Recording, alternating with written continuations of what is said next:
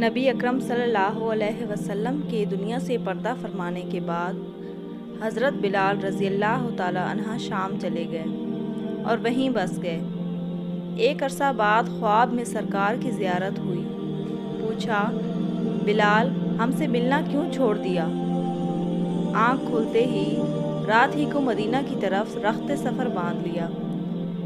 کئی دنوں کی مسافت کے بعد مدینہ منورہ پہنچے، مسجد میں حاضری دی اور روضہ رسول صلی اللہ علیہ وآلہ وسلم پر پہنچ کر بے ہوش ہو گئے۔ اہل مدینہ نے کہا، اے بلال ایک بار پھر وہی اذان سنا دیں سرکار کے زمانے والی۔ بلال رضی اللہ عنہ نے معذرت کی کہ اب مجھ سے برداشت نہیں ہوگا۔ لوگوں نے حضرت حسن و حسین کریمین سے کہلوایا، اب انکار ممکن نہیں تھا۔ اذان شروع کی تو اہل مدینہ کی آنکھیں نم ہونا شروع ہوئیں، دل قابو میں نہ رہے۔ پیارے نبی صلی اللہ علیہ وسلم کا زمانہ تازہ ہو گیا۔ جوان، بوڑھے، عورتیں، بچے سبھی گھروں سے نکل آئے۔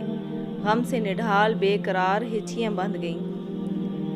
جب حضرت بلال نے کہا، اشہد ان محمد الرسول اللہ، لوگ دھاڑے مار مار کے رونے لگے۔ حضرت بلال کی نظر ممبر رسول صلی اللہ علیہ وآلہ وسلم پر پڑی۔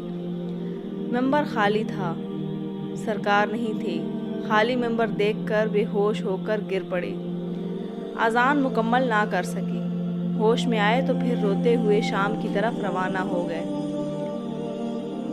اللہ سے دعا ہے کہ وہ ہمیں بھی ایسا سچا اور پکا عاشق رسول صلی اللہ علیہ وآلہ وسلم بنا دے، آمین۔